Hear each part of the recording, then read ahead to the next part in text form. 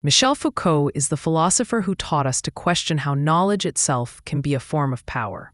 He was a French thinker who didn't look like a typical academic sage studying timeless truths from an armchair.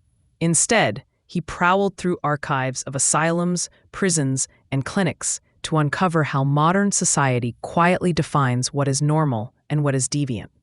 Born Paul-Michel Foucault in 1926 in the provincial city of Poitiers, France, he came of age in a country rebuilding after World War II.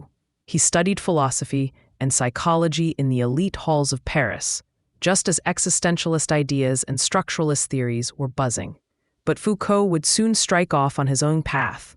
By the time of his death in 1984, he had become one of the most influential thinkers of the 20th century, a historian of ideas and social critic whose works unsettled our understanding of sanity, punishment, sexuality, and even the nature of truth. He has been called a structuralist, a post-structuralist, a historian, and an anarchist, but he is none of these exactly. He is best described as an archaeologist of knowledge, a philosopher who dug into the past not to treasure great men's ideas, but to reveal the hidden rules and power relations that shape everyday beliefs.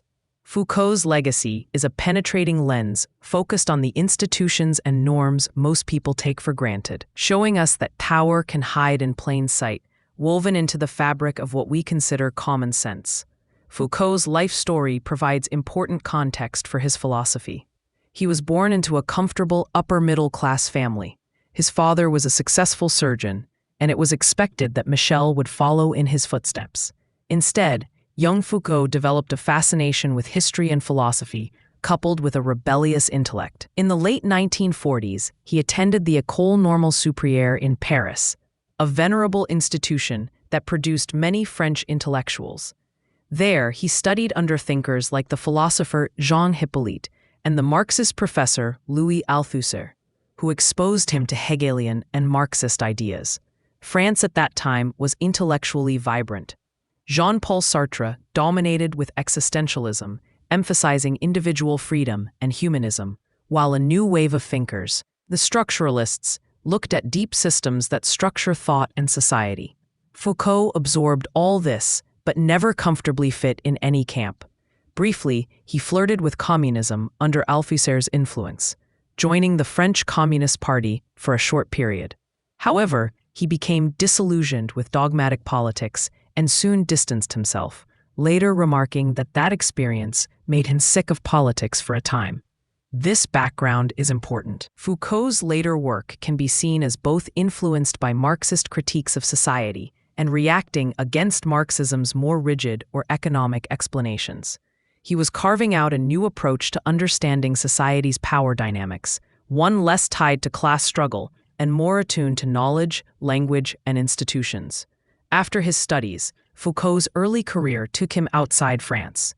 In the 1950s, he taught French literature and philosophy abroad, first in Sweden, then Poland, and later in Germany, while also working on his doctoral research. These travels broadened his perspective and gave him a bit of distance from the Parisian intellectual scene. In 1960, he returned to France to teach at the University of Clermont-Ferrand. Around this time, he met Daniel Defert, who would become his lifelong partner. Personally, Foucault was known to have a tumultuous inner life. He struggled with depression in his youth and was openly gay in an era when that was not widely accepted. These personal experiences, though not always discussed in his works, perhaps sharpened his sensitivity to what society labels as normal or abnormal. By the early 1960s, Foucault was ready to make his mark with a bold and unusual project, A History of Madness. Foucault's first major book, published in French in 1961, was Histoire de la folie à l'âge classique, later translated as Madness and Civilization. It was unlike any conventional philosophical treatise. It was a sprawling history of how European civilization had treated insanity from the Renaissance to modern times. Foucault was drawn to the topic because it represented the boundary between reason and unreason, a boundary policed by society. He dug through memoirs, medical records, and texts from different eras to see how the concept of madness changed over time. What he found was that madness is not a universal fact, or a simple medical condition, but something that each age defines for its own purposes. In the Renaissance, the figure of the madman was often seen as touched by dark wisdom or folly. But by the classical age of the 17th and 18th centuries, the era of enlightenment and reason, Western society underwent what he called the Great Confinement. A wave of institutionalization swept Europe. Those deemed insane, along with vagrants and petty criminals, were locked away in new houses of confinement. Reason asserted itself by expelling unreason. Madness was no longer seen as a quirky kind of wisdom, but was cast out as the other of rationality, silenced and confined. Foucault paints vivid scenes. The old medieval image of the ship of fools gives way to the public asylum, where madmen are chained and put on display. Madness in Civilization challenges the idea that Enlightenment psychiatry was a pure advance in humane treatment. Instead, Foucault suggests that the so-called liberation of the mad at the end of the 18th century, such as Philippe Pinel freeing the insane from their chains, was not a straightforward story of moral progress, but a new form of control. The mad were freed only to be subjected to the moral judgment of the psychiatric gaze.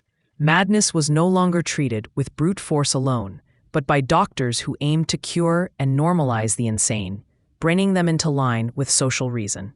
Underneath this shift, Foucault saw not a victory of enlightenment, but a more subtle exercise of power, wrapped in the mantle of science and compassion. Madness was now defined strictly in contrast to sanity, and those in power claimed the knowledge to discern the line between them. His method of examining history for its breaks and power dynamics, rather than steady progress, marked him as a new kind of thinker. He was doing history, but not of dates and events. It was the history of the present. He investigated past eras to illuminate how and why we think the way we do now. Over time, certain institutions, like the asylum, and certain authorities, like psychiatrists, claimed the power to define sanity. Their definitions weren't eternally true facts. They were contingent truths, serving social orders. Knowledge is not objective and disinterested, but connected deeply with power. Foucault's signature concept of power and knowledge, which he would later articulate more fully, is that power and knowledge directly imply one another. He continued this archaeological approach through the 1960s. In The Birth of the Clinic, he studied the origins of modern medicine and how doctors came to see patients' bodies in a new way.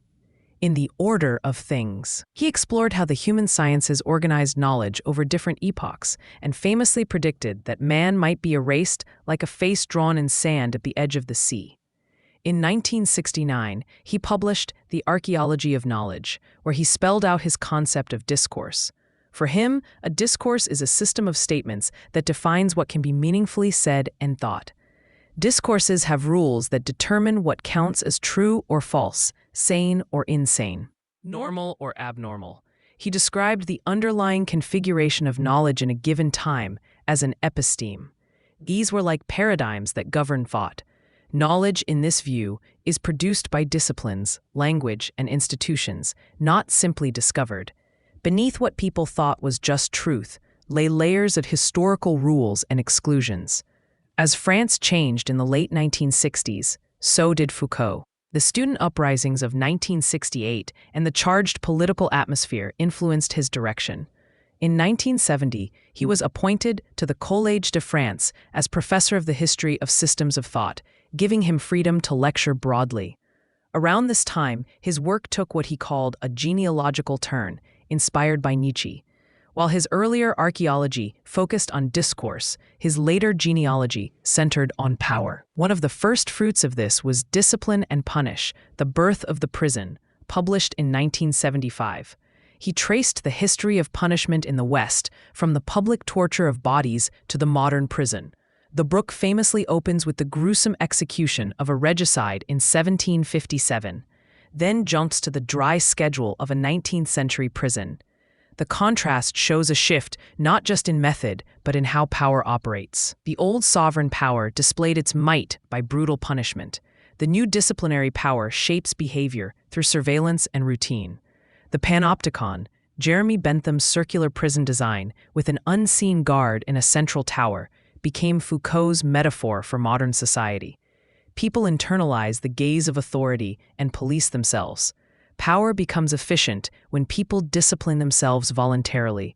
This is normalization. Institutions establish standards, measure individuals against them, and correct deviations. Prisons, schools, factories, and hospitals all function as sites of discipline, creating docile, useful bodies. Foucault's idea of power and knowledge becomes clear here. Power and knowledge are intertwined. Knowledge is not neutral, and power produces knowledge that in turn reinforces it. The rise of prisons coincided with the rise of criminology, psychology, and social sciences that classified human behavior. As new institutions emerged, so did the disciplines that legitimized them. Truth itself is produced by power and feeds back into it. Power is not only top-down, but diffuse and productive. It shapes behavior, creates categories, and generates subjects. Schools don't just punish bad students, they produce the good student and the ideal citizen. Power is everywhere because it operates in every relationship and interaction. And where there is power, there is resistance, though not always in revolutions, often in small, everyday acts. After Discipline and Punish, Foucault turned to sexuality. In The History of Sexuality, Volume 1, he challenged the belief that the West repressed sex. He argued the opposite. Since the 18th century, Western society has endlessly discussed sex, categorizing it through science, medicine, and morality. Far from silence, there was a proliferation of discourse. Power managed sexuality not by forbidding it, but by producing knowledge about it. This connects again to power and knowledge. He also introduced the concept of biopower or biopolitics, describing how modern power manages life itself, birth rates, health, longevity, and habits of populations. Governments collect statistics, regulate reproduction, and shape family life. Power began to make live and let die. Managing life became a form of control. Sexuality sits at the center of this because through it, life is regulated. Modern power thus operates through two poles: discipline of individual bodies and biopolitics of populations. Foucault used the example of homosexuality to show how power creates identity. Before the 19th century, same-sex acts were sins. By the late 1800s, psychiatry had defined a new kind of person, the homosexual, as a species. What was once an act became an identity, a new truth of the self. This was at first pathologizing, but later allowed for community and resistance. Power creates the subject as much as it disciplines it. For Foucault, the subject, the self, is not an independent origin of action, but something produced through social processes. We become subjects through categorization, discipline, and internalization. Yet we can also transform ourselves. In his final years, Foucault turned to the ethics of the self, exploring how ancient Greeks and Romans practiced self-care and self-discipline to live wisely. In The Use of Pleasure and the Care of the Self, he examined how individuals can cultivate freedom by critically working on themselves. The ancients sought not to discover their true sexual identity, but to shape their conduct ethically. Foucault saw in this a model of freedom, not freedom from power, but freedom within it, the ability to reflect, resist, and reshape oneself. Across his life's work, certain core ideas stand out. Discourse is the system that defines what can be said and thought. Archaeology maps how those systems change. Genealogy reveals how power drives those changes. Power and knowledge form one process. Knowledge enables power, and power produces knowledge. Modern power is diffuse, disciplinary, and biopolitical, operating through surveillance, normalization, and regulation. Subjectivity, the sense of self, is shaped by these forces, but can also be a site of resistance through self-knowledge and ethical work. Foucault's major works, Madness and Civilization, The Birth of the Clinic, The Order of Things, Discipline and Punish, and The History of Sexuality, each examine different institutions through this lens. They show that what we take as truth or progress often conceals networks of control. His lectures and interviews extended these ideas into topics like governmentality and the politics of life itself. Foucault's ideas illuminate modern realities. Prisons, hospitals, and schools all operate through surveillance and normalization. Norms of sexuality, gender, and identity are historical constructs tied to power. Even our digital world mirrors the panopticon. Social media, algorithms, and data collection make us subjects of constant observation. We modify our behavior because we know we can be watched. Public health, behavioral economics, and algorithmic curation all reflect biopolitical control, the management of populations and desires through subtle means. Yet, Foucault's thought is not despairing. By understanding these dynamics, we can act with awareness. Power is not simply oppression. It is a field of relations we can navigate, resist, and reshape. Michel Foucault matters today because he teaches us to question what we call truth and to recognize how it is made. His work equips us with a critical attitude to ask who benefits, whose voices are silenced, and how knowledge legitimizes authority. In an age of data, surveillance, and competing realities, his insights are more vital than ever. Foucault's philosophy is not about cynicism, but about clarity, the courage to look beneath the surface of the world and see the forces shaping it. He reminds us that freedom lies not in escaping power, but in understanding it and finding within its structures the spaces where we can think, act, and become otherwise.